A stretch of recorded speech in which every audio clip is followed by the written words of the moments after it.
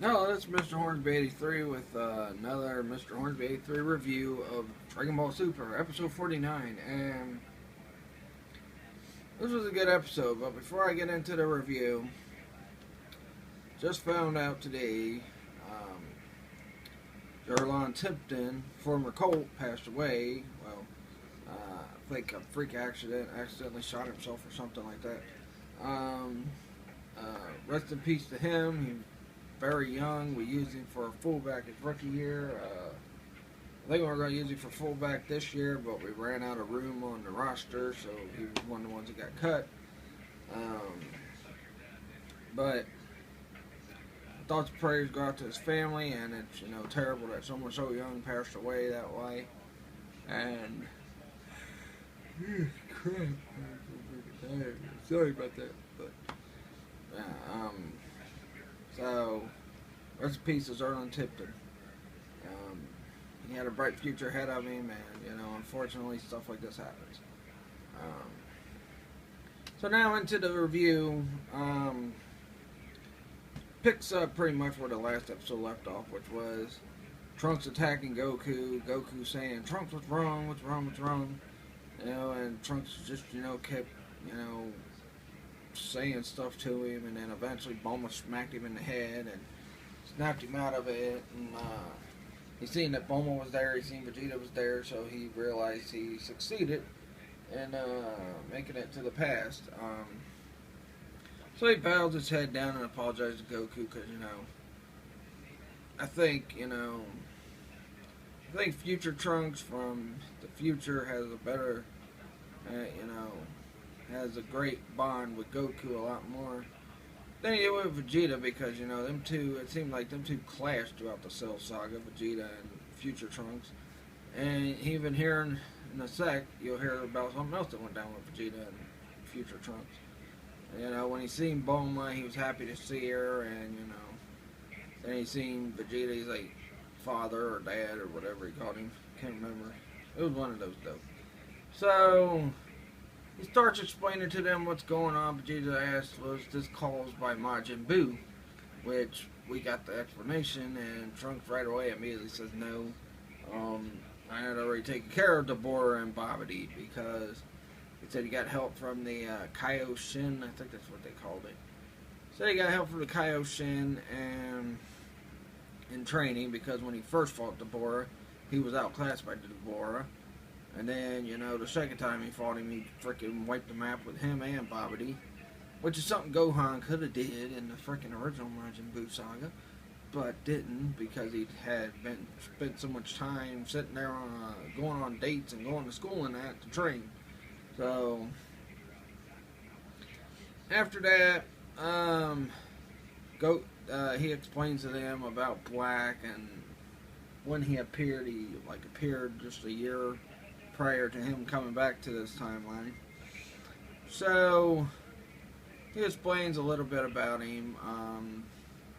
He also interacts with current Trunks, and he's talking about how he remembers when, he said, and current Trunks, he don't remember when he met future Trunks as a baby, but, eventually future Trunks does say, I did meet you once before when you were a baby. In fact, he saved freaking baby Trunks and Bulma's life.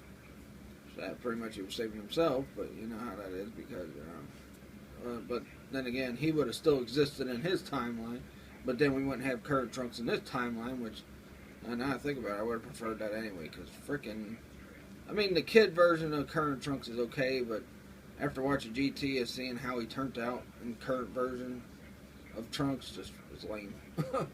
But, so after that, Goku says, hey, let's spar, so see how strong I am compared to this Black dude. So they go up, they fight, spar, and Trunks pretty much goes Super Saiyan 2 because he was able to, which makes no sense to me, because I thought he tapped into it in the Cell Saga, but then again, because of technicalities with the freaking thing, I guess he didn't go Super Saiyan 2 until he took on Dabura, and Babidi. So, so then they spar. Goku, goes Super Saiyan. Trunks says, I feel like you're stronger than what you were the last time I seen you, which he's way, way stronger. So instead of unveiling how strong he is, he just goes Super Saiyan 3. We get to see Super Saiyan 3 again, which we haven't seen since he got mopped by frickin' Beerus. Like, Beerus was mopped the floor with him.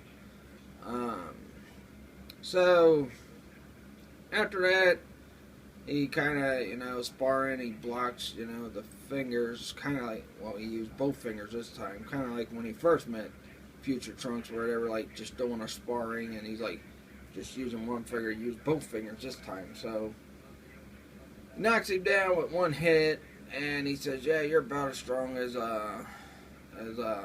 Black, which, if that's the case, if Black is as strong as Goku at Super Saiyan 3, then he's not gonna be worth fighting in Super Saiyan God for him, unless Black can suppress his powers too, which I don't know, but I think he can, because I don't think Trunks can sense him at all when he comes near. So who knows? So after that, we do get a part where he sees Mai from the past, and he's like looking at her. She's walked away blushing, and I don't know why she was blushing for it, but because she didn't see him looking at her. But she walks away blushing for whatever reason, and Pilaf and I think it's Shu, Shu all walked off. So after all that, we go back to the future where we see Black. He's trying to find Trunks, which he eventually does find Trunks, and he uses the ring, which has been pointed out. It is a God ring or a Kai ring, so he used that to, I guess, tap into the time traveling powers that Trunks used. So he went to the area where Trunks teleported from the future to the past, and then he used it, and he got into the past. So the episode ended with, the face-off, Black saying, so you're Son Goku. So you're Son Goku. And he's like, you must be Black. I'm going to give this episode a 5 out of 5. It was a good episode. I really enjoyed the interaction between Goku and Trunks again. I like to explain what, the whole situation with Majin Buu. I wonder what Trunks is going to do if he sees Majin Buu in the current timeline, which I doubt he will, because, I haven't seen Majin Buu since the Battle of Gods pretty much anyway. And, I'm still on this, theory that somehow or another this is Goku, just, he got power hungry somehow and went evil. But I also think, I was watching another review before I did this. Well, not right before I did this, like yesterday or something. And brought up an interesting fact, which is something I forgot about, and they might make a canon in this. Is the Tuffle thing. Maybe what was going to happen is the Kai that trained Trunks was probably, he was probably worried that Trunks wouldn't be able to stop Babidi and Dabura. So Majin Buu would have been unleashed, so maybe he revived Goku somehow. And before he got a chance to, revive him, something went wrong with Goku's revival or whatnot, or while Goku, before he got revived completely, a Tuffle took over his body. I mean, there's so many possibilities. I read something about episode 52. We will find out where Black comes from, how he was created, and all that. So, or like I said, it could be an android. Someone finishing Dr. Zero's work and made an android that looked like Goku. Who knows? I mean, he does keep saying, and I said again before that, when someone gets so powerful, they deny what they are. Like, when you're a god, you don't, like, if you're a human and you become a god, you're not going to claim yourself as human, you're going to claim yourself as a god. Apocalypse from X-Men, numerous times you've seen him.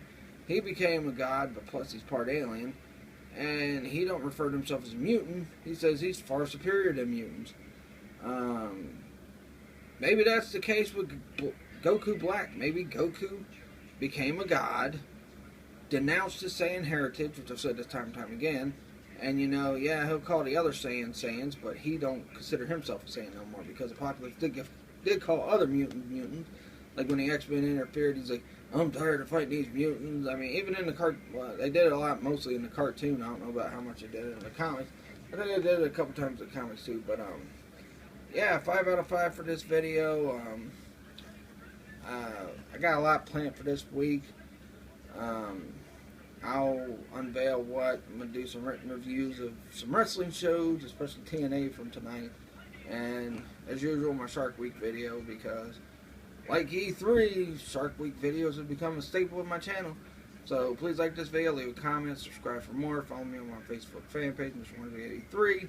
I'm not even going to plug my Twitter anymore because I don't even use it, but just follow me on that. I do written reviews, I post when I'm going to do a next video. I do all kinds of stuff, but till then, peace out.